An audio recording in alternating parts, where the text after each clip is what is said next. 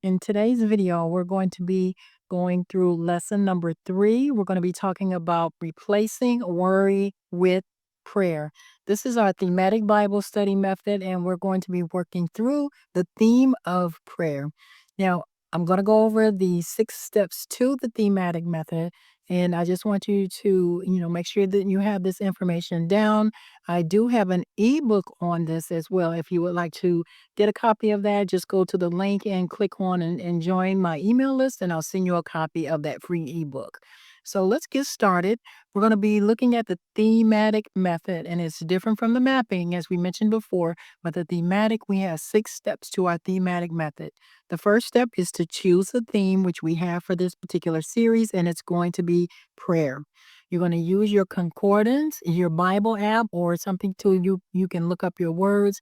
You can also use your Webster's 1828 dictionary. That's the one I use, just so, when I'm looking at online, looking up my words online, if I need to understand the definitions.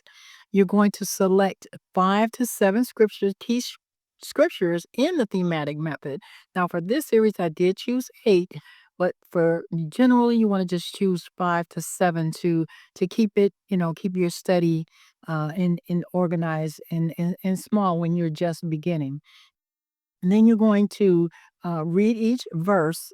You're going to read the verse, and then you're going to read the verse in its context. Now, this is what's different from the mapping system. In the mapping, you're looking at cross references, and in the thematic method, you are looking at the actual context, what scriptures are before and what scriptures are after that particular scripture that you're studying out, or a theme that you're studying out, so that you can understand the context and what's going on. And we have our questions for understanding, which we always have our questions for understanding. And I use my scripture explored journal to actually to notate and to make sure that I'm keeping my notes organized and my type of method that I'm using. Then we're going to write out our reflections and our application as usual. So we're going to go ahead and get started. We're going to talk about replacing worry with fear. And our scripture focus for today is Philippians chapter 4, verse 6. So Philippians chapter 4, I'm using my King James version of the Bible. Philippians chapter 4, verse 6. Philippians chapter 4, verse 6. All right. So when you get over there, you can use your computer Bible, or you can use the King James version. And also, when I do use my King James version, but if you have trouble understanding that, you can read a different version as you walk through your study. So Philippians chapter 4, verse 6, it reads, "Be careful for nothing, but in everything by prayer and supplication with thanksgiving, let your requests be made known unto God." So this is our scripture focus, and your first thing that you want to do is to write out that particular scripture that you're studying out. And one of the good things about the thematic method is that you can use it if you're teaching a Bible class or you're teaching your Sunday school. You can use this method to map out different scriptures as it relates to love or prayer or faith, whatever you're talking about. So this is a really good method to use for that. But in Philippians 4 and 6, I put down, as far as my keywords, careful, nothing, and known. It says, "Be careful for nothing, but in everything by prayer and supplication with thanksgiving, let your requests be made known unto God." So those are the words that stood out to me. So generally, when you're praying, when you're doing your own personal Bible study, you want to choose those things, the words that stand out to you, because God is going to be dealing with all of us different, even though we're using the same scripture. It might be the same words, it might be different, but as far as the ministry goes, God is going to be showing you things that relate to what you might be dealing with and what you might be going through. So you don't want to necessarily compare your Bible study with someone else's Bible study. Now, if you're doing it as a group, it always helps to share these things, because what happens is he might be showing you one thing and someone showing someone something else, and then it'll come together as a whole and be able to minister to the entire group. So don't discount that as well. So I'm going to use for my context reading Philippians chapter 4, verses 4 through 9. So I'm going to go ahead and read those, and you can read along, follow along with me. Rejoice in the Lord always. Again, I say rejoice. Let your moderation be known unto all men. The Lord is at hand. Be careful for nothing, but in everything by prayer and supplication with thanksgiving, let your requests be made known unto God. And the peace of God, which passes all understanding, shall keep your hearts and minds through Christ Jesus. So when we're looking at these particular scriptures, I said in verse 9, but I'm going to stop at verse 7. I'm going to stop 4 through 7 in this particular study. But when you look at this, you can see that God wants us to be careful. Well, what does the word careful mean? It means anxiety. Be anxious. Don't be anxious for anything. And in Webster's 1828 dictionary, it says, greatly concerned respecting something future or unknown. So it's telling us to not to be careful for that, or don't be worried about those things. We worry about a lot of things. We're concerned about a lot of things. But it's telling us here in this particular scripture, be careful for nothing. Nothing means not even one man, woman, or thing. So when you study it out in the scriptures, that's why I like to use my concordance so that I can expand what the scripture is saying. Nothing means not even one man. It says don't have anxiety or great concern respecting not even one man, woman, or thing. And that's a huge, huge um, you know, breaking down that worry, that anxiety. Well, how can we do that? How can we do that? How can we be careful for nothing? How can we do that? Through prayer. What? It says that in the scripture.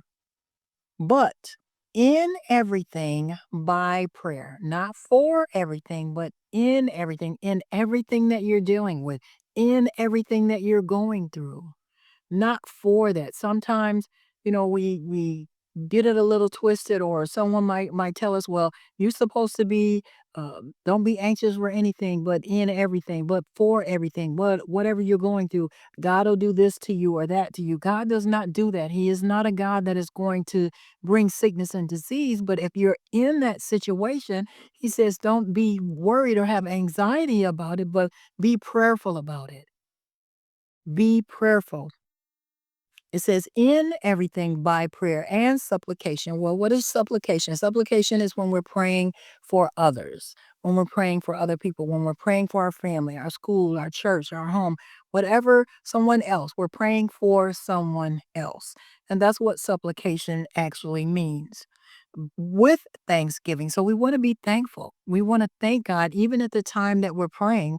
We want to just say, thank you, Lord, that you're answering our prayer, even in advance, even though we haven't seen it yet.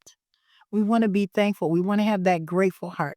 Let your request be known unto God. And that is so, so important. It says, let your request be made known. The word known here means to declare, to give to give to understand, and to understand through intellect. So you want to declare your prayer request. Let your request be made known. Sometimes we don't want to do that because we think it might be something that God isn't going to answer, or that it might be too big, or something might happen, or the enemy is going to come after me. There's a lot of ifs, ands, and buts, but God is telling us here really specifically. And look at our questions for understanding. It says, what is prayer according to this verse? And it is making our requests known to God, praying for ourselves and praying for others, and being grateful for the outcome. That's what this particular scripture is all about. That's what prayer is all about. So we can replace our worry with what? We replace it with what? With prayer. You replace your worry with prayer. If you have something that you are worried about, and God says, don't be careful about any man, any woman, or anything, but, there's a but, in everything, in all that situation, in all those circumstances, let your request be made known unto God. You must pray, and you can pray for others as well. It's always amazing that sometimes when we get our mind off of ourselves, and we all know people that we can pray for, whether they're family members, whether they're coworkers, whether it's a situation in our cities, in our state, in our country, we all have things that we can pray for, things that concern you. What are you anxious about? Those are the things that God wants you to bring to Him. Not everything in the whole wide world, which you could do, but just think about, spend that time meditating on, okay, what am I concerned about? What is worrying me about a situation or a circumstance? We want to pray for everything and everybody, but we also want to be purposeful and strategic in our prayers. Let your request be made known unto God. What is your request? Not Susie's request, not somebody else. Now, you can agree with someone in prayer. You can pray with someone and stand in agreement with them, but we're not talking about that. We're talking about replacing the things that worry you, things that are pertain to you. Don't think that you're being selfish because you're praying for yourself. Because if you don't have the victory, if you don't have the things that you need to make yourself strong and be able to help someone, how can you help someone else?